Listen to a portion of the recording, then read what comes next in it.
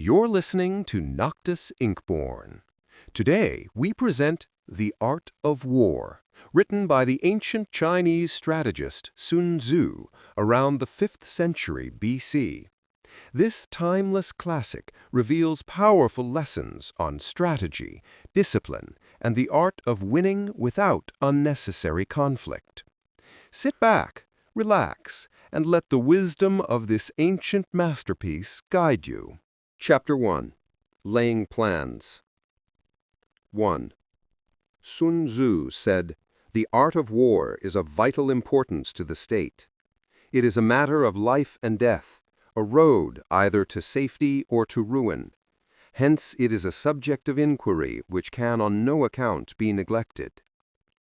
The art of war, then, is governed by 5 constant factors to be taken into account in one's deliberations when seeking to determine the conditions obtaining in the field. These are 1. The moral law, 2. Heaven, 3. Earth, 4. The commander, 5. Method and discipline. 5.6. The moral law causes the people to be in complete accord with their ruler, so that they will follow him regardless of their lives, undismayed by any danger. 7. Heaven signifies night and day, cold and heat, times and seasons. 8. Earth comprises distances, great and small, danger and security, open ground and narrow passes, the chances of life and death. 9. The commander stands for the virtues of wisdom, sincerity, benevolence, courage, and strictness. 10. By method and discipline are to be understood the marshalling of the army in its proper subdivisions, the graduations of rank among the officers, the maintenance of roads by which supplies may reach the army, and the control of military expenditure. 11. These 5 heads should be familiar to every general. He who knows them will be victorious. He who knows them not will fail. 12. Therefore, in your deliberations, when seeking to determine the military conditions, let them be made the basis of a comparison in this wise. 13. Which of the 2 sovereigns is imbued with the moral law? Which of the 2 generals has most ability? With whom lie the advantages derived from heaven and earth? On which side is discipline most rigorously enforced? Which army is stronger? In which army is there the greater constancy, both in reward and punishment? By means of these 7 considerations, I can forecast victory or defeat. 15. The general that hearkens to my counsel and acts upon it will conquer. Let such a one be retained in command. The general that hearkens not to my counsel, nor acts upon it, will suffer defeat. Let such a one be dismissed. 16. While heeding the profit of my counsel, avail yourself also of any helpful circumstances over and beyond the ordinary rules. 17. According as circumstances are favorable, one should modify one's plans. 18. All warfare is based on deception. Hence, when able to attack, we must seem unable. When using our forces, we must seem inactive. When we are near, we must make the enemy believe we are far away. When far away, we must make him believe we are near. 20. Hold out baits to entice the enemy. Feign disorder and crush him. 21. If he is secure at all points, be prepared for him. If he is in superior strength, evade him. 22. If your opponent is of choleric temper, seek to irritate him. Pretend to be weak, that he may grow arrogant. 23. If he is taking his ease, give him no rest. If his forces are united, separate them. 24. Attack him where he is unprepared. Appear where you are not expected. 25. These military devices leading to victory must not be divulged beforehand. 26. Now the general who wins a battle makes many calculations in his temple ere the battle is fought. The general who loses a battle makes but few calculations beforehand. Thus do many calculations lead to victory, and few calculations to defeat. How much more no calculation at all? It is by attention to this point that I can foresee who is likely to win or lose. Chapter 2. Waging War. 1. Sun Tzu said, "In the operations of war, where there in the field 1,000 swift chariots, as many heavy chariots, and 100,000 mail-clad soldiers, with provisions enough to carry them 1,000 li, the expenditure at home and at the front, including entertainment of guests, small items such as glue and paint, and some spent on chariots and armor, will reach the total of 1,000 ounces of silver per day. Such is the cost of raising an army of 100,000 men." 2. When you engage in actual fighting, if victory is long in coming, then men's weapons will grow dull, and their ardor will be damped. If you lay siege to a town, you will exhaust your strength. Again, if the campaign is protracted, the resources of the state will not be equal to the strain. 3. Now when your weapons are dulled, your ardor damped, your strength exhausted, and your treasure spent, other chieftains will spring up to take advantage of your extremity. Then no man, however wise, will be able to avert the consequences that must ensue. 5. Thus, though we have heard of stupid haste in war, cleverness has never been seen associated with long delays. 6. There is no instance of a country having benefited from prolonged warfare. 7. It is only one who is thoroughly acquainted with the evils of war that can thoroughly understand the profitable way of carrying it on. 8. The skillful soldier does not raise a second levy, neither are his supply wagons loaded more than twice. 9. Bring war material with you from home, but forage on the enemy. Thus the army will have food enough for its needs. 10. Poverty of the state exchequer causes an army to be maintained by contributions from a distance. Contributing to maintain an army at a distance causes the people to be impoverished. 11. On the other hand, the proximity of an army causes prices to go up, and high prices cause the people's substance to be drained away. 12. When their substance is drained away, the peasantry will be afflicted by heavy exactions. 13 and 14. With this loss of substance and exhaustion of strength, the homes of the people will be stripped bare, and 3/10 of their income will be dissipated. While government expenses for broken chariots, worn-out horses, breastplates and helmets, bows and arrows, spears and shields, protective mantles, draft oxen and heavy wagons will amount to 4/10 of its total revenue. 15. Hence, a wise general makes a point of foraging on the enemy. 1 cartload of the enemy's provisions is equivalent to 20 of one's own, and likewise a single pickle of his provender is equivalent to 20 from one's own store.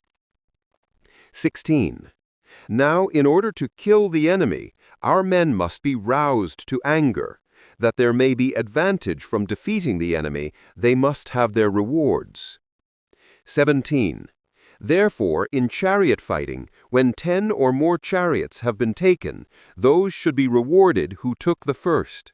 Our own flags should be substituted for those of the enemy, and the chariots mingled and used in conjunction with ours.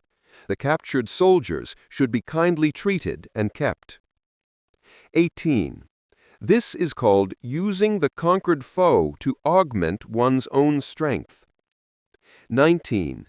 In war, then, let your great object be victory, not lengthy campaigns. 20. Thus it may be known that the leader of armies is the arbiter of the people's fate, the man on whom it depends whether the nation shall be in peace or in peril. Chapter 3. Attack by Stratagem. 1. Sun Tzu said, "In the practical art of war, the best thing of all is to take the enemy's country whole and intact. To shatter and destroy it is not so good. So, too, it is better to recapture an army entire than to destroy it. To capture a regiment, a detachment, or a company entire than to destroy them." 2. Hence, to fight and conquer in all your battles is not supreme excellence. Supreme excellence consists in breaking the enemy's resistance without fighting. 3. Thus, the highest form of generalship is to balk the enemy's plans. The next best is to prevent the junction of the enemy's forces. The next in order is to attack the enemy's army in the field. And the worst policy of all is to besiege walled cities. 4. The rule is not to besiege walled cities if it can possibly be avoided. The preparation of mantlets, movable shelters, and various implements of war will take up 3 whole months, and the piling up of mounds over against the walls will take 3 months more. 5. The general, unable to control his irritation, will launch his men to the assault like swarming ants, with the result that 1/3 of his men are slain, while the town still remains untaken. Such are the disastrous effects of a siege. 6. Therefore, the skillful leader subdues the enemy's troops without any fighting. He captures their cities without laying siege to them. He overthrows their kingdom without lengthy operations in the field. 7. With his forces intact, he will dispute the mastery of the empire, and thus, without losing a man, his triumph will be complete. This is the method of attacking by stratagem. 8. It is the rule in war, if our forces are 10 to the enemy's 1, to surround him; if 5 to 1, to attack him; if twice as numerous, to divide our army into 2. If equally matched, we can offer battle. If slightly inferior in numbers, we can avoid the enemy. If quite unequal in every way, we can flee from him. Hence, though an obstinate fight may be made by a small force, in the end it must be captured by the larger force. 9. Now, the general is the bulwark of the state. If the bulwark is complete at all points, the state will be strong. If the bulwark is defective, the state will be weak. 12. There are 3 ways in which a ruler can bring misfortune upon his army. 13. 1. By commanding the army to advance or to retreat, being ignorant of the fact that it cannot obey. This is called hobbling the army. 14. 2. By attempting to govern an army in the same way as he administers a kingdom, being ignorant of the conditions which obtain in an army. This causes restlessness in the soldiers' minds. 13. 3. By employing the officers of his army without discrimination, through ignorance of the military principle of adaptation to circumstances. This shakes the confidence of the soldiers. 16. But when the army is restless and distrustful, trouble is sure to come from the other feudal princes. This is simply bringing anarchy into the army and flinging victory away. 17. Thus we may know that there are 5 essentials for victory. 1. He will win who knows when to fight and when not to fight. 2. He will win who knows how to handle both superior and inferior forces. 3. He will win whose army is animated by the same spirit throughout all its ranks. 4. He will win who, prepared himself, waits to take the enemy unprepared. 5. He will win who has military capacity and is not interfered with by the sovereign. 18. Hence the saying, if you know the enemy and know yourself, you need not fear the result of 100 battles. If you know yourself but not the enemy, for every victory gained, you will also suffer a defeat. If you know neither the enemy nor yourself, you will succumb in every battle. Chapter 4. Tactical Dispositions. 1. Sun Tzu said, "The good fighters of old first put themselves beyond the possibility of defeat, and then waited for an opportunity of defeating the enemy." To secure ourselves against defeat lies in our own hands, but the opportunity of defeating the enemy is provided by the enemy himself. So the good fighter is able to secure himself against defeat, but cannot make certain of defeating the enemy. 4. Hence the saying, one may know how to conquer without being able to do it. 5. Security against defeat implies defensive tactics. Ability to defeat the enemy means taking the offensive. 6.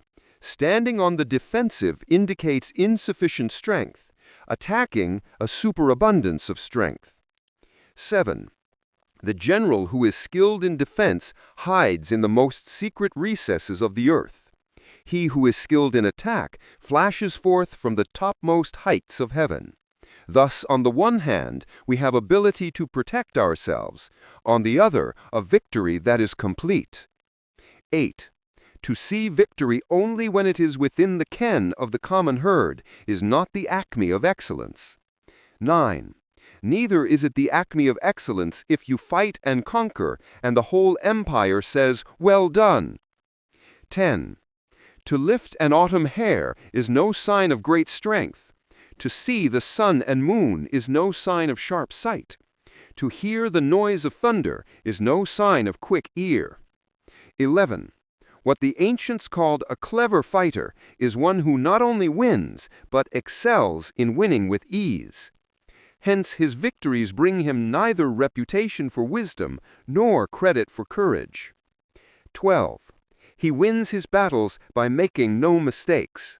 Making no mistakes is what establishes the certainty of victory, for it means conquering an enemy that is already defeated. 13. Hence the skillful fighter puts himself into a position that makes defeat impossible, and does not miss the moment for defeating the enemy. This is how it is in war that the victorious strategist only seeks battle after the victory has been won, whereas he who is destined to defeat first fights and afterwards looks for victory. 16. The consummate leader cultivates the moral law and strictly adheres to method and discipline. Thus it is in his power to control success. 17.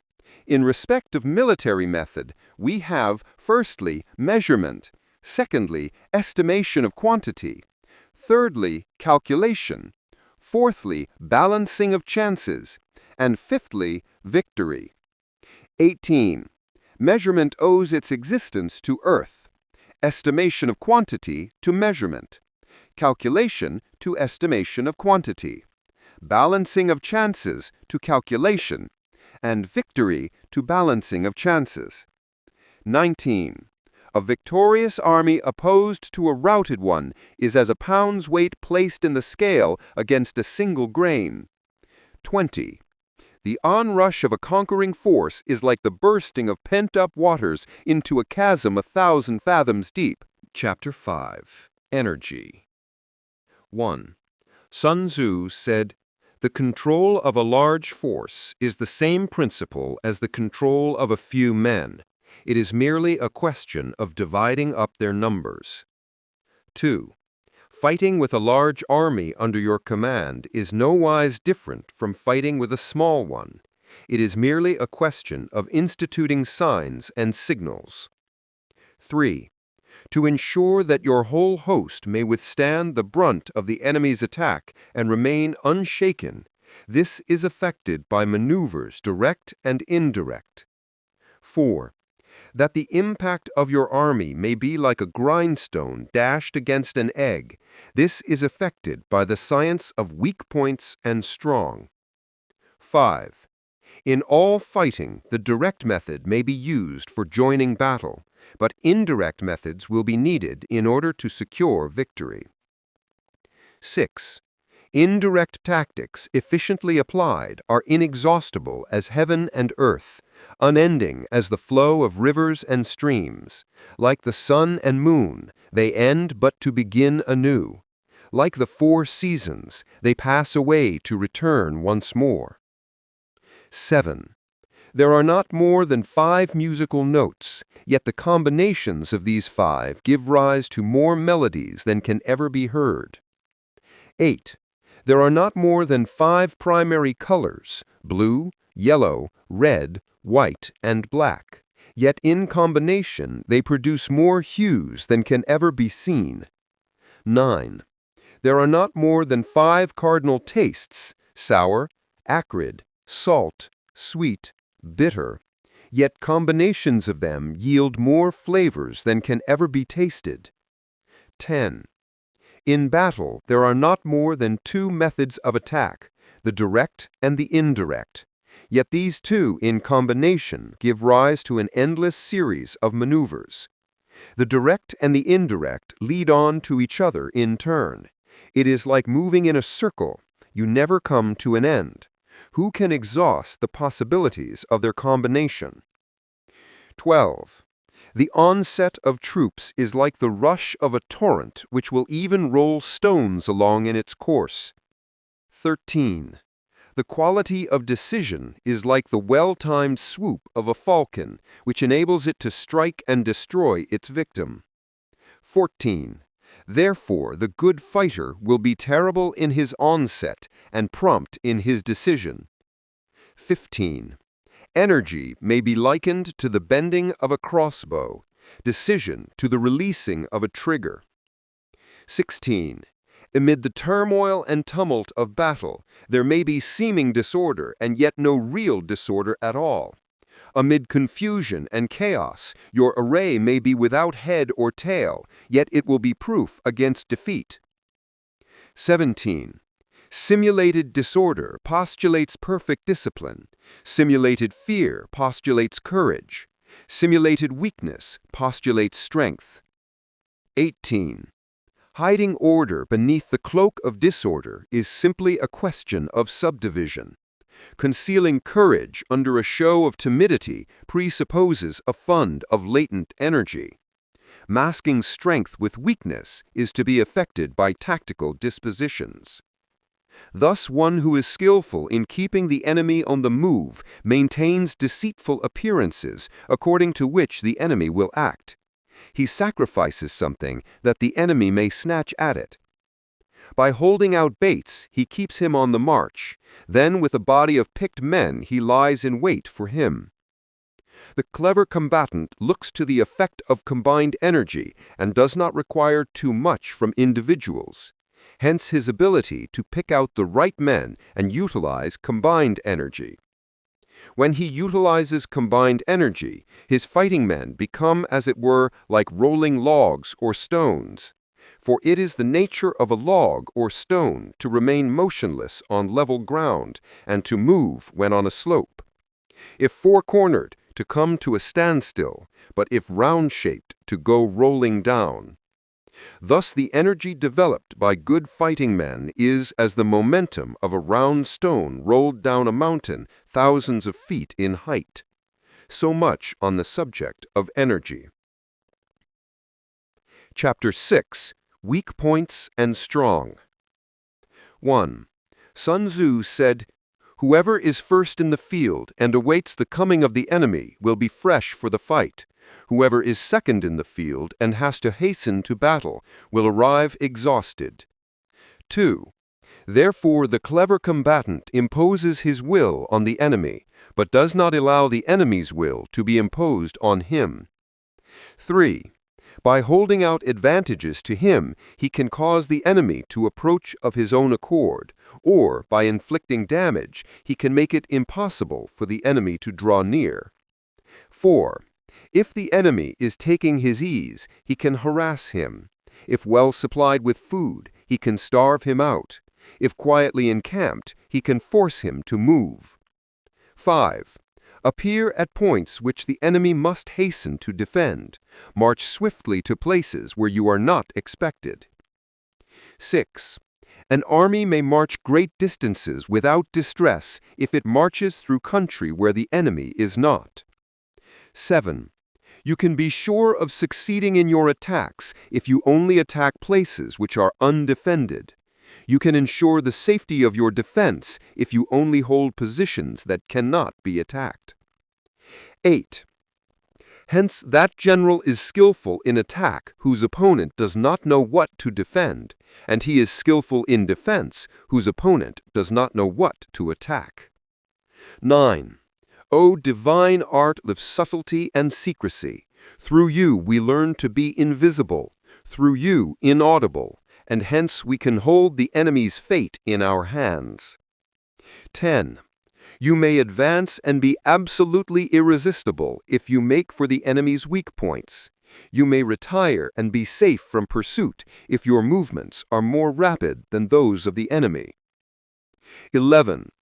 If we wish to fight, the enemy can be forced to an engagement even though he be sheltered behind a high rampart and a deep ditch.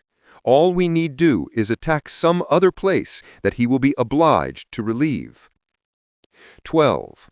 If we do not wish to fight, we can prevent the enemy from engaging us, even though the lines of our encampment be merely traced out on the ground. All we need do is throw something odd and unaccountable in his way. 13. By discovering the enemy's dispositions and remaining invisible ourselves, we can keep our forces concentrated while the enemy's must be divided. 14. We can form a single united body while the enemy must split up into fractions.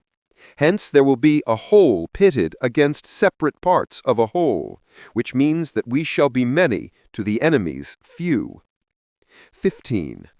And if we are able thus to attack an inferior force with a superior one, our opponents will be in dire straits. 16. The spot where we intend to fight must not be made known, for then the enemy will have to prepare against a possible attack at several different points, and his forces being thus distributed in many directions, the numbers we shall have to face at any given point will be proportionately few. 17. For should the enemy strengthen his van, he will weaken his rear. Should he strengthen his rear, he will weaken his van. Should he strengthen his left, he will weaken his right. Should he strengthen his right, he will weaken his left. If he sends reinforcements everywhere, he will everywhere be weak. 18. Numerical weakness comes from having to prepare against possible attacks. Numerical strength from compelling our adversary to make these preparations against us. 19. Knowing the place and time of the coming battle, we may concentrate from the greatest distances in order to fight. 20. But if neither time nor place be known, then the left wing will be impotent to succor the right equally impotent to succor the left, the van unable to relieve the rear, or the rear to support the van. How much more so if the furthest portions of the army are anything under 100 li apart, and even the nearest are separated by several li. 21. Though my estimate the soldiers of Yue exceed our own in number, that shall advantage them nothing in the matter of victory.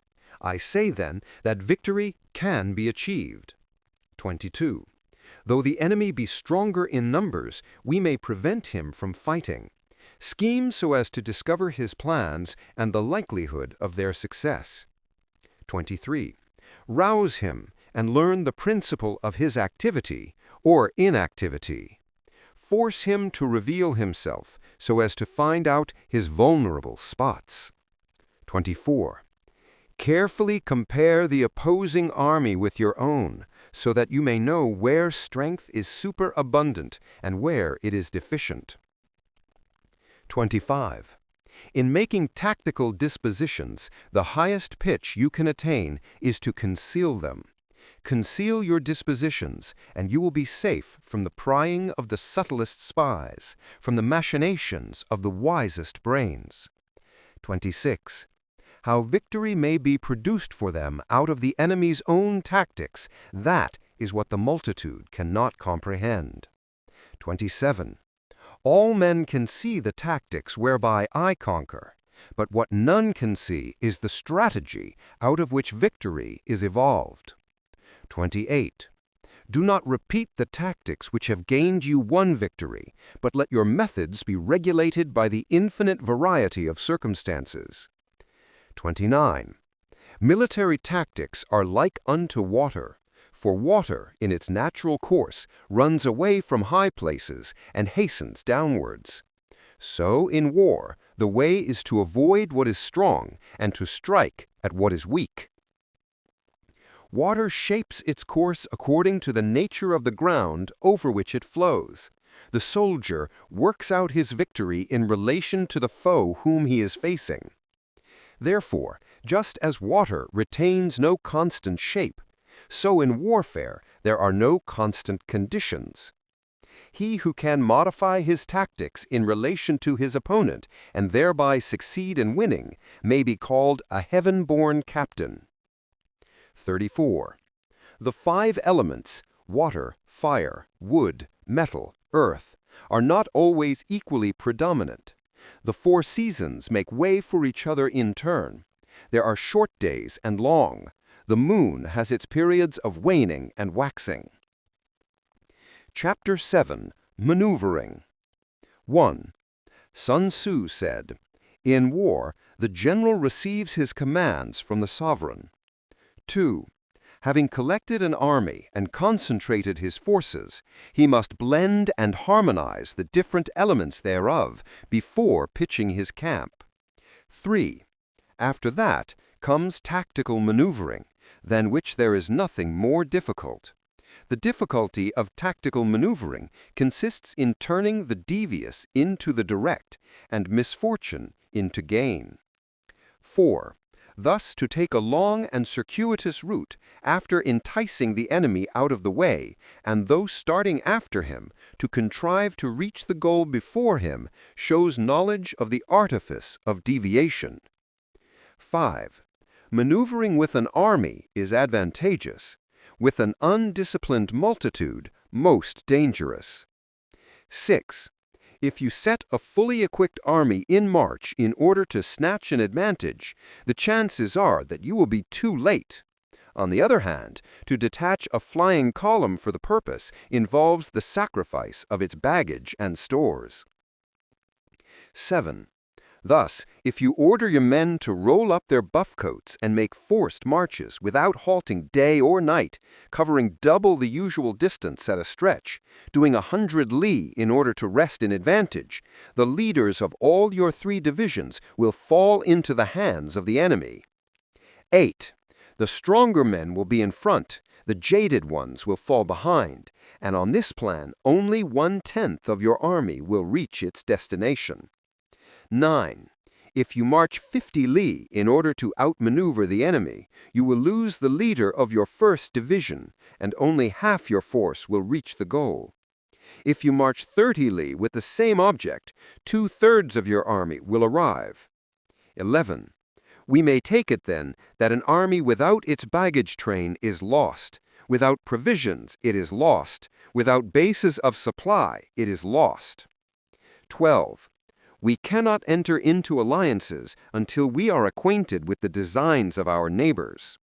13. We are not fit to lead an army on the march unless we are familiar with the face of the country, its mountains and forests, its pitfalls and precipices, its marshes and swamps. 15. In war, practice dissimulation, and you will succeed. 16. Whether to concentrate or to divide your troops must be decided by circumstances. 17. Let your rapidity be that of the wind, your compactness that of the forest. 18. In raiding and plundering, be like fire. Is immobility like a mountain? 19. Let your plans be dark and impenetrable as night, and when you move, fall like a thunderbolt. 20. When you plunder a countryside, let the spoil be divided amongst your men. When you capture new territory, cut it up into allotments for the benefit of the soldiery. 21. Ponder and deliberate before you make a move. 22. He will conquer who has learned the artifice of deviation. Such is the art of maneuvering. 23. The Book of Army Management says, on the field of battle, the spoken word does not carry far enough, hence the institution of gongs and drums, nor can the ordinary objects be seen far enough, hence the institution of banners and flags. 24. Gongs and drums, banners and flags are means whereby the ears and eyes of the host may be focused on one particular point. 25. The host, thus forming a single united body, is it impossible either for the brave to advance alone or for the cowardly to retreat alone. This is the art of handling large masses of men. 26. In night fighting, then, make much use of signal fires and drums, and in fighting by day of flags and banners, as a means of influencing the ears and eyes of your army. 27. A whole army may be robbed of its spirit. A commander-in-chief may be robbed of his presence of mind. 28. Now a soldier's spirit is keenest in the morning. By noonday it has begun to flag, and in the evening his mind is bent only on returning to camp. 29. A clever general, therefore, avoids an army when its spirit is keen, but attacks it when it is sluggish and inclined to return. This is the art of studying moods. 30. Disciplined and calm, to await the appearance of disorder and hubbub amongst the enemy. This is the art of retaining self-possession. 31. To be near the goal while the enemy is still far from it. To wait at ease while the enemy is toiling and struggling. To be well fed while the enemy is famished. This is the art of husbanding one's strength. 32. To refrain from intercepting an enemy whose banners are in perfect order, to refrain from attacking an army drawn up in calm and confident array. This is the art of studying circumstances. 33. It is a military axiom not to advance uphill against the enemy, nor to oppose him when he comes downhill. 34. Do not pursue an enemy who simulates flight. Do not attack soldiers whose temper is keen. 35. Do not swallow bait offered by the enemy. Do not interfere with an army that is returning home. 36. When you surround an army, leave an outlet free. Do not press a desperate foe too hard. 37. Such is the art of warfare. Chapter 8. Variation in Tactics. 1. Sun Tzu said, in war, the general receives his commands from the sovereign, collects his army, and concentrates his forces. 2. When in difficult country, do not encamp. In country where high roads intersect, join hands with your allies. Do not linger in dangerously isolated positions. In hemmed-in situations, you must resort to stratagem. In desperate positions, you must fight. 3. There are roads which must not be followed, armies which must not be attacked, towns which must not be besieged, positions which must not be contested, commands of the sovereign which must not be obeyed. 4. The general who thoroughly understands the advantages that accompany variation of tactics knows how to handle his troops. 5. The general who does not understand these may be well acquainted with the configuration of the country, yet he will not be able to turn his knowledge to practical account. 6. So the student of war who is unversed in the art of war of varying his plans, even though he be acquainted with the 5 advantages, will fail to make the best use of his men. 7. Hence, in the wise leader's plans, considerations of advantage and of disadvantage will be blended together. 8.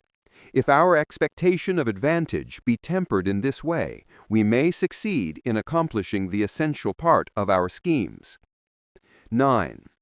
If, on the other hand, in the midst of difficulties, we are always ready to seize an advantage, we may extricate ourselves from misfortune. 10.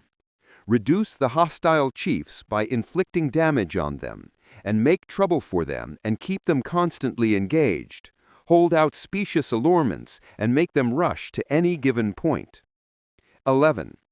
The art of war teaches us to rely not on the likelihood of the enemy's not coming, but on our own readiness to receive him, not on the chance of his not attacking, but rather on the fact that we have made our position unassailable. 12. There are 5 dangerous faults which may affect a general. 1. Recklessness, which leads to destruction. 2. Cowardice, which leads to capture. 3. A hasty temper, which can be provoked by insults. 4. A delicacy of honor which is sensitive to shame. 5. Over-solicitude for his men, which exposes him to worry and trouble. 13. These are the 5 besetting sins of a general, ruinous to the conduct of war. 14. When an army is overthrown and its leader slain, the cause will surely be found among these 5 dangerous faults. Let them be a subject of meditation. Chapter 9. The Army on the March. 1. Sun Tzu said, "We come now to the question of encamping the army and observing signs of the enemy. Pass quickly over mountains and keep in the neighborhood of valleys. 2. Camp in high places, facing the sun. Do not climb heights in order to fight. So much for mountain warfare. 3. After crossing a river, you should get far away from it. 4. When an invading force crosses a river in its onward march, do not advance to meet it in midstream. It will be best to let half the army get across and then deliver your attack. 5. If you are anxious to fight, you should not go to meet the invader near a river that he has to cross. 6. Moor your craft higher up than the enemy and facing the sun. Do not move upstream to meet the enemy. So much for river warfare. 7. In crossing salt marshes, your sole concern should be to get over them quickly, without any delay. 8. If forced to fight in a salt marsh, you should have water and grass near you and get your back to a clump of trees. So much for operations in salt marshes. 9. In dry, level country, take up an easily accessible position with rising ground to your right and on your rear, so that the danger may be in front and safety lie behind.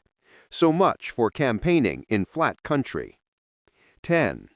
These are the 4 useful branches of military knowledge which enabled the Yellow Emperor to vanquish 4 several sovereigns. 11. All armies prefer high ground to low and sunny places to dark. 12. If you are careful of your men and camp on hard ground, the army will be free of disease of every kind, and this will spell victory. 13. When you come to a hill or a bank, occupy the sunny side, with the slope on your right rear. Thus you will at once act for the benefit of your soldiers and utilize the natural advantages of the ground. 14. When, in consequence of heavy rains up country, a river which you wish to ford is swollen and flecked with foam, you must wait until it subsides. 15.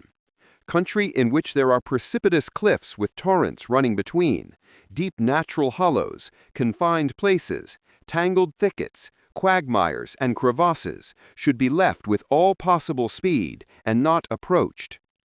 16. While we keep away from such places, we should get the enemy to approach them. While we face them, we should let the enemy have them on their rear. 17.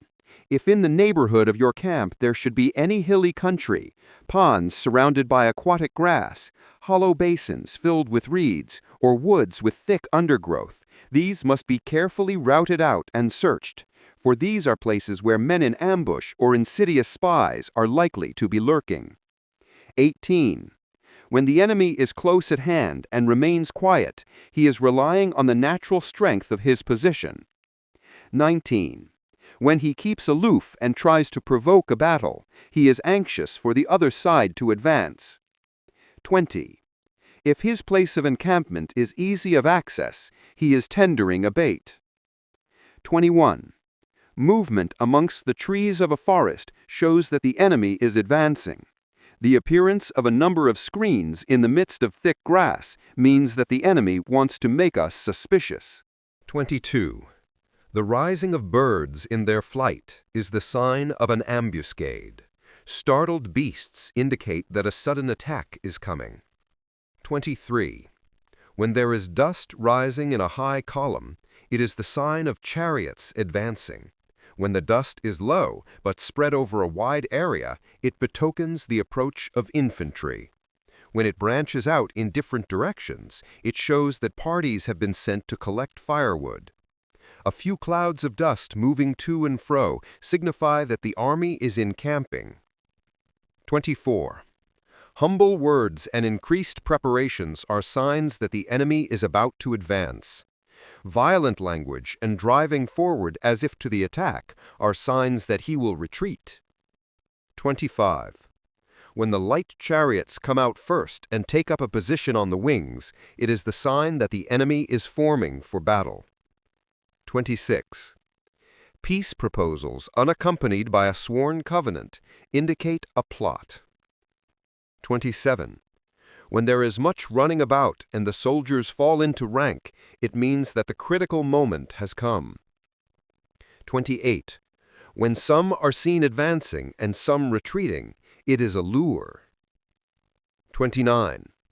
When the soldiers stand leaning on their spears, they are faint from want of food. 30. If those who are sent to draw water begin by drinking themselves, the army is suffering from thirst. 31.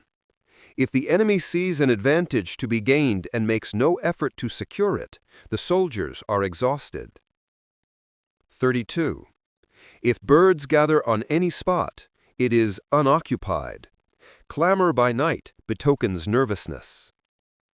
33.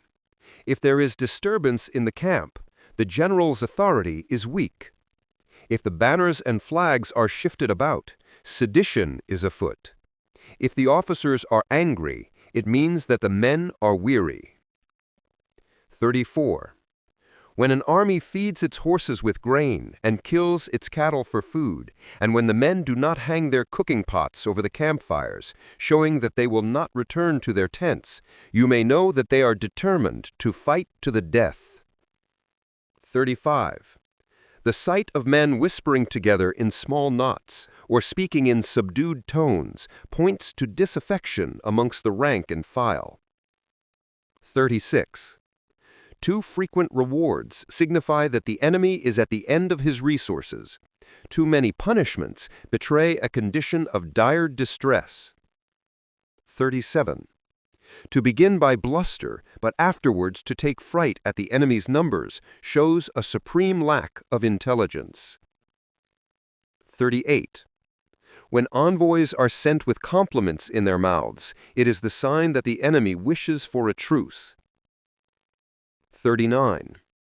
If the enemy's troops march up angrily and remain facing ours for a long time without either joining battle or taking themselves off again, the situation is one that demands great vigilance and circumspection. 40. If our troops are no more in number than the enemy, that is amply sufficient. It only means that no direct attack can be made. What we can do is simply to concentrate all our available strength, keep a close watch on the enemy, and obtain reinforcements. 41. He who exercises no forethought but makes light of his opponents is sure to be captured by them. 42. If soldiers are punished before they have grown attached to you, they will not prove submissive, and unless submissive, then will be practically useless. If, when the soldiers have become attached to you, punishments are not enforced, they will still be unuse. Therefore, soldiers must be treated in the first instance with humanity, but kept under control by means of iron discipline. This is a certain road to victory. 43. If in training soldiers' commands are habitually enforced, the army will be well disciplined. If not, its discipline will be bad. 45. If a general shows confidence in his men, but always insists on his orders being obeyed, the gain will be mutual. Chapter 10. Terrain. 1. Sun Tzu said, "We may distinguish 6 kinds of terrain, to wit, 1. Accessible ground, 2. Entangling ground, 3. Temporizing ground, 4. Narrow passes, 5. Precipitous heights, 6. Positions at a great distance from the enemy. 2. Ground which can be freely traversed by both sides is called accessible. 3. With regard to ground of this nature, be before the enemy in occupying the raised and sunny spots, and carefully guard your line of supplies. Then you will be able to fight with advantage. 4. Ground which can be abandoned, but is hard to reoccupy, is called entangling. 5. From a position of this sort, if the enemy is unprepared, you may sally forth and defeat him. But if the enemy is prepared for your coming, and you fail to defeat him, then, return being impossible, disaster will ensue. 6. When the position is such that neither side will gain by making the first move, it is called temporizing ground. 7. In a position of this sort, even though the enemy should offer us an attractive bait, it will be advisable not to stir forth, but rather to retreat, thus enticing the enemy in his turn. Then, when part of his army has come out, we may deliver our attack with advantage. 8. With regard to narrow passes, if you can occupy them first, let them be strongly garrisoned and await the advent of the enemy. 9. Should the army forestall you in occupying a pass, do not go after him if the pass is fully garrisoned, but only if it is weakly garrisoned.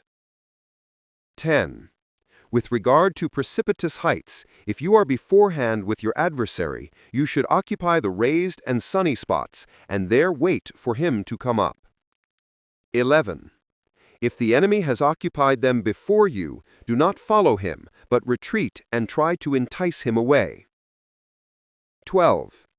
If you are situated at a great distance from the enemy, and the strength of the 2 armies is equal, it is not easy to provoke a battle, and fighting will be to your disadvantage. 13. These are the 6 principles connected with earth. The general who has attained a responsible post must be careful to study them. 14. Now an army is exposed to 6 several calamities, not arising from natural causes, but from faults for which the general is responsible. These are 1. Flight, 2. Insubordination, 3. Collapse, 4. Ruin, 5. Disorganization, 6. Rout. 15. Other conditions being equal, if one force is hurled against another 10 times its size, the result will be the flight of the former. 16. When the common soldiers are too strong and their officers too weak, the result is insubordination. When the officers are too strong and the common soldiers are too weak, the result is collapse. 17. When the higher officers are angry and insubordinate, and on meeting the enemy give battle on their own account from a feeling of resentment, before the commander-in-chief can tell whether or no he is in a position to fight, the result is ruin. 18. When the general is weak and without authority, when his orders are not clear and distinct, when there are no fixed duties assigned to officers and men, and the ranks are formed in a slovenly, haphazard manner, the result is utter disorganization. 19. When a general unable to estimate the enemy's strength allows an inferior force to engage a larger one, or hurls a weak detachment against a powerful one, and neglects to place picked soldiers in the front rank, the result must be rout. 20. These are 6 ways of courting defeat, which must be carefully noted by the general who has attained a responsible post. 21. The natural formation of the country is the soldier's best ally, but a power of estimating the adversary, of controlling the forces of victory, and of shrewdly calculating difficulties, dangers, and distances constitutes the test of a great general. He who knows these things and in fighting puts his knowledge into practice will win his battles. He who knows them not nor practices them will surely be defeated. 23. If fighting is sure to result in victory, then you must fight, even though the ruler forbid it. If fighting will not result in victory, then you must not fight, even at the ruler's bidding. 24. The general who advances without coveting fame and retreats without fearing disgrace, whose only thought is to protect his country and do good service for his sovereign, is the jewel of the kingdom. 25. Regard your soldiers as your children, and they will follow you into the deepest valleys. Look upon them as your own beloved sons, and they will stand by you even unto death. 26. If, however, you are indulgent but unable to make your authority felt, kind-hearted but unable to enforce your commands, and incapable, moreover, of quelling disorder, then your soldiers must be likened to spoiled children. They are useless for any practical purpose. 27. If we know that our own men are in a condition to attack, but are unaware that the enemy is not open to attack, we have gone only halfway towards victory. 28. If we know that the enemy is open to attack, but are unaware that our own men are not in a condition to attack, we have gone only halfway towards victory. 29. If we know that the enemy is open to attack, and also know that our men are in a condition to attack, but are unaware that the nature of the ground makes fighting impracticable, we have still gone only halfway towards victory. 30. Hence, the experienced soldier, once in motion, is never bewildered. Once he has broken camp, he is never at a loss. 31. Hence the saying, if you know the enemy and know yourself, your victory will not stand in doubt. If you know heaven and know earth, you may make your victory complete. Chapter 11. The 9 Situations. 1. Sun Tzu said, the art of war recognizes 9 varieties of ground. 1. Dispersive ground. 2. Facile ground. 3. Contentious ground. 4. Open ground. 5. Ground of intersecting highways. 6. Serious ground. 7. Difficult ground. 8. Hemmed-in ground. And 9. Desperate ground. 2. When a chieftain is fighting in his own territory, it is dispersive ground. 3. When he is penetrated into hostile territory but to no great distance, it is facile ground. 4. Ground the possession of which imports great advantage to either side is contentious ground. 5. Ground on which each side has liberty of movement is open ground. 6. Ground which forms the key to 3 contiguous states, so that he who occupies it first has most of the empire at his command, is a ground of intersecting highways. 7. When an army has penetrated into the heart of a hostile country, leaving a number of fortified cities in its rear, it is serious ground. 8. Mountain forests, rugged steeps, marshes and fens, all country that is hard to traverse, is difficult ground. 9. Ground which is reached through narrow gorges, and from which we can only retire by tortuous paths, so that a small number of the enemy would suffice to crush a large body of our men, is hemmed-in ground. 10. Ground on which we can only be saved from destruction by fighting without delay, is desperate ground.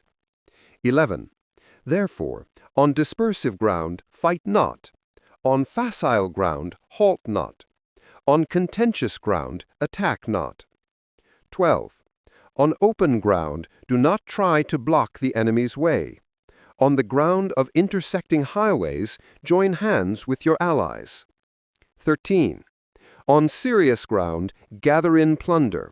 In difficult ground, keep steadily on the march. 14. On hemmed-in ground, resort to stratagem. On desperate ground, fight. 15. Those who were called skillful leaders of old knew how to drive a wedge between the enemy's front and rear, to prevent cooperation between his large and small divisions, to hinder the good troops from rescuing the bad, the officers from rallying their men. When the enemy's men were united, they managed to keep them in disorder. When it was to their advantage, they made a forward move. When otherwise, they stopped still. If asked how to cope with a great host of the enemy in orderly array and on the point of marching to the attack, I should say, begin by seizing something which your opponent holds dear. Then he will be amenable to your will. 19. Rapidity is the essence of war. Take advantage of the enemy's unreadiness, make your way by unexpected routes, and attack unguarded spots. 20. The following are the principles to be observed by an invading force.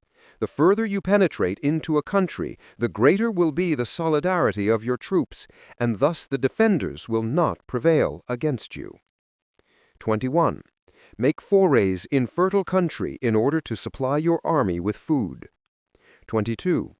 Carefully study the well-being of your men and do not overtax them. Concentrate your energy and hoard your strength. Keep your army continually on the move and devise unfathomable plans. 23. Throw your soldiers into positions whence there is no escape, and they will prefer death to flight. If they will face death, there is nothing they may not achieve. Officers and men alike will put forth their uttermost strength. 24. Soldiers, when in desperate straits, lose the sense of fear. If there is no place of refuge, they will stand firm. If they are in hostile country, they will show a stubborn front. If there is no help for it, they will fight hard. 25. Thus, without waiting to be marshaled, the soldiers will be constantly on the qui-vive. Without waiting to be asked, they will do your will. Without restrictions, they will be faithful. Without giving orders, they can be trusted. 26. Prohibit the taking of omens and do away with superstitious doubts. Then, until death itself comes, no calamity need be feared. 27. If our soldiers are not overburdened with money, it is not because they have a distaste for riches. If their lives are not unduly long, it is not because they are disinclined to longevity. 28. On the day they are ordered out to battle, your soldiers may weep, those sitting up bedewing their garments, and those lying down letting the tears run down their cheeks. But let them once be brought to bay, and they will display the courage of a Shu or a Gui. 29.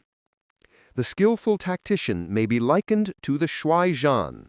Now the shuai zhan is a snake that is found in the Chung Mountains. Strike at its head, and you will be attacked by its tail. Strike at its tail, and you will be attacked by its head. Strike at its middle, and you will be attacked by head and tail both. 30. Asked if an army can be made to imitate the shuai zhan, I should answer yes. For the men of Wu and the men of Ye are enemies, yet if they are crossing a river in the same boat and are caught by a storm, they will come to each other's assistance, just as the left hand helps the right. 31. Hence, it is not enough to put one's trust in the tethering of horses and the burying of chariot wheels in the ground. 32. The principle on which to manage an army is to set up one standard of courage which all must reach. 33. How to make the best of both strong and weak, that is a question involving the proper use of ground. 34. Thus, the skillful general conducts his army just as though he were leading a single man, willy-nilly, by the hand. 35. It is the business of a general to be quiet, and thus ensure secrecy, upright and just, and thus maintain order.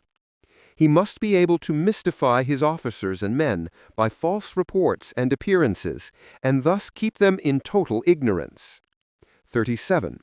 By altering his arrangements and changing his plans, he keeps the enemy without definite knowledge. By shifting his camp and taking circuitous routes, he prevents the enemy from anticipating his purpose. 38. At the critical moment, the leader of an army acts like one who has climbed up a height and then kicks away the ladder behind him. He carries his men deep into hostile territory before he shows his hand. 39. He burns his boats and breaks his cooking pots. Like a shepherd driving a flock of sheep, he drives his men this way and that, and nothing knows whither he is going. 40. To muster his host and bring it into danger. This may be termed the business of the general. 41. The different measures suited to the 9 varieties of ground, the expediency of aggressive or defensive tactics, and the fundamental laws of human nature, these are the things that must most certainly be studied. 42. When invading hostile territory, the general principle is that penetrating deeply brings cohesion. Penetrating but a short way means dispersion. When you leave your own country behind and take your army across neighborhood territory, you find yourself on critical ground. When there are means of communication on all 4 sides, the ground is one of intersecting highways. 44. When you penetrate deeply into a country, it is serious ground. When you penetrate but a little way, it is facile ground. 45. When you have the enemy's strongholds on your rear and narrow passes in front, it is hemmed-in ground. When there is no place of refuge at all, it is desperate ground. Therefore, on dispersive ground, I would inspire my men with unity of purpose. On facile ground, I would see that there is close connection between all parts of my army. 47. On contentious ground, I would hurry up my rear. 48. On open ground, I would keep a vigilant eye on my defenses. On ground of intersecting highways, I would consolidate my alliances. 49. On serious ground, I would try to ensure a continuous stream of supplies. On difficult ground, I would keep pushing on along the road. 50. On hemmed-in ground, I would block any way of retreat. On desperate ground, I would proclaim to my soldiers the hopelessness of saving their lives. For it is the soldier's disposition to offer an obstinate resistance when surrounded, to fight hard when he cannot help himself, and to obey promptly when he has fallen into danger. We cannot enter into alliance with neighboring princes until we are acquainted with their designs. We are not fit to lead an army on the march unless we are familiar with the face of the country, its mountains and forests, its pitfalls and precipices, its marshes and swamps. We shall be unable to turn natural advantages to account unless we make use of local guides. To be ignored of any one of the following 4 or 5 principles does not befit a warlike prince. 54. When a warlike prince attacks a powerful state, his generalship shows itself in preventing the concentration of the enemy's forces. He overawes his opponents, and their allies are prevented from joining against him. Hence he does not strive to ally himself with all and sundry, nor does he foster the power of other states. He carries out his own secret designs, keeping his antagonists in awe. Thus, he is able to capture their cities and overthrow their kingdoms. 56. Bestow rewards without regard to rule. Issue orders without regard to previous arrangements, and you will be able to handle a whole army as though you had to do with but a single man. 57. Confront your soldiers with the deed itself. Never let them know your design. When the outlook is bright, bring it before their eyes, but tell them nothing when the situation is gloomy. 58. Place your army in deadly peril, and it will survive. plunge it into desperate straits, and it will come off in safety. 59. For it is precisely when a force has fallen into harm's way that is capable of striking a blow for victory. 60. Success in warfare is gained by carefully accommodating ourselves to the enemy's purpose. 61. By persistently hanging on the enemy's flank, we shall succeed in the long run in killing the commander-in-chief. This is called ability to accomplish a thing by sheer cunning. 62. On the day that you take up your command, block the frontier passes, destroy the official tallies, and stop the passage of all emissaries. 63. Be stern in the council chamber, so that you may control the situation. 64. If the enemy leaves a door open, you must rush in. 65. Forestall your opponent by seizing what he holds dear, and subtly contrive to time his arrival on the ground. 66. Walk in the path defined by rule, and accommodate yourself to the enemy until you can fight a decisive battle. 67. At first, then, exhibit the coyness of a maiden, until the enemy gives you an opening. Afterwards, emulate the rapidity of a running harriet, and it will be too late for the enemy to oppose you. Chapter 12. The Attack by Fire. 1. Sun Tzu said, "There are 5 ways of attacking with fire. The first is to burn soldiers in their camp. The second is to burn stores. The third is to burn baggage trains. The fourth is to burn arsenals and magazines. The fifth is to hurl dropping fire amongst the enemy." 2. In order to carry out an attack, we must have means available. The material for raising fire should always be kept in readiness. 3. There is a proper season for making attacks with fire, and special days for starting a conflagration. 4. The proper season is when the weather is very dry. The special days are those when the moon is in the constellations of the sieve, the wall, the wing, or the crossbar, for these 4 are all days of rising wind. 5. In attacking with fire, one should be prepared to meet 5 possible developments. 6. When fire breaks out inside the enemy's camp, respond at once with an attack from without. 7. If there is an outbreak of fire, but the enemy's soldiers remain quiet, bide your time and do not attack. 8. When the force of the flames has reached its height, follow it up with an attack, if that is practicable. If not, stay where you are. 9. If it is possible to make an assault with fire from without, do not wait for it to break out within, but deliver your attack at a favorable moment. 10. When you start a fire, be to the windward of it. Do not attack from the leeward. 11. A wind that rises in the daytime lasts long, but a night breeze soon falls. 12. In every army, the 5 developments connected with fire must be known, the movements of the stars calculated, and a watch kept for the proper days. 13. Therefore, those who use fire as an aid to the attack show intelligence. Those who use water as an aid to the attack gain an accession of strength. 14. By water, an enemy may be intercepted, but not robbed of all his belongings. 15. Unhappy is the fate of one who tries to win his battles and succeed in his attacks without cultivating the spirit of enterprise, for the result is waste of time and general stagnation. 16. Hence the saying, "The enlightened ruler lays his plans well ahead. The good general cultivates his resources."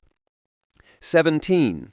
Move not unless you see an advantage. Use not your troops unless there is something to be gained. Fight not unless the position is critical. 18.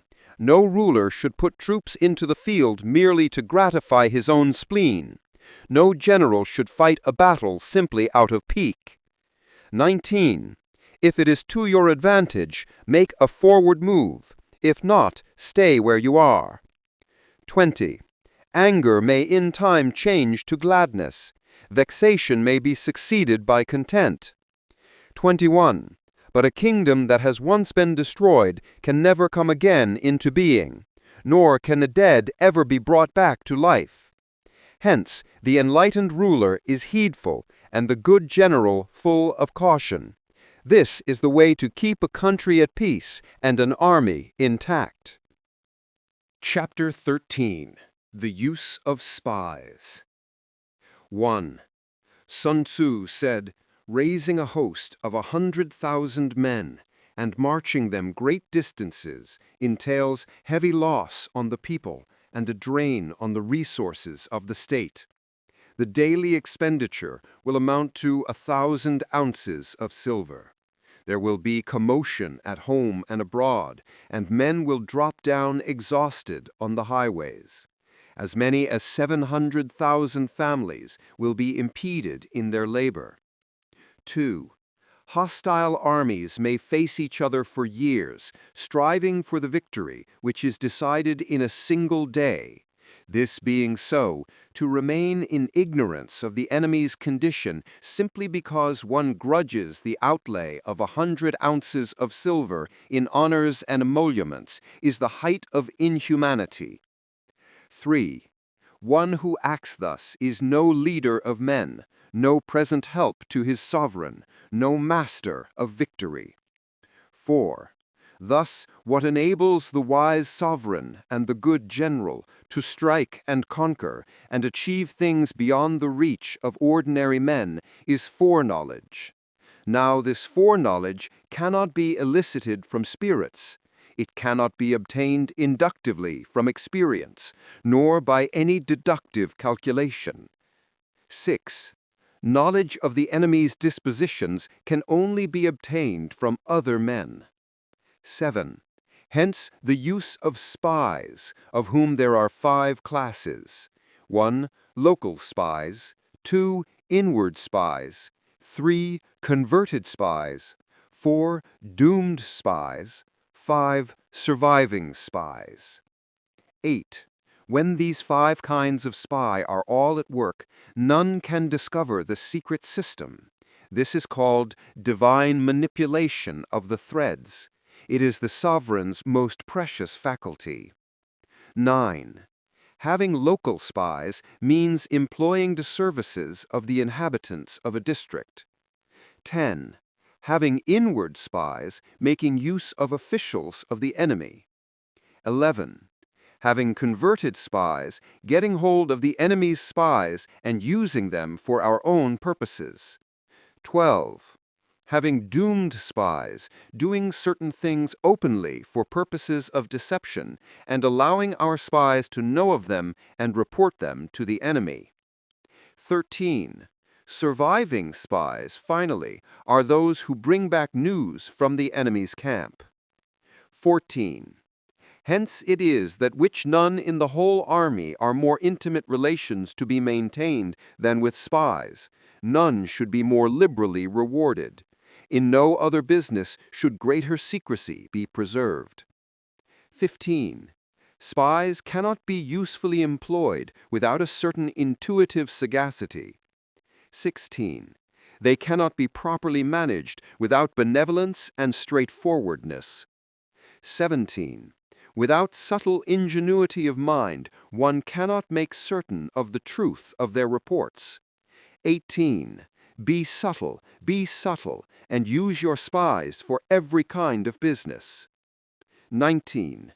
If a secret piece of news is divulged by a spy before the time is ripe, he must be put to death together with the man to whom the secret was told. 20.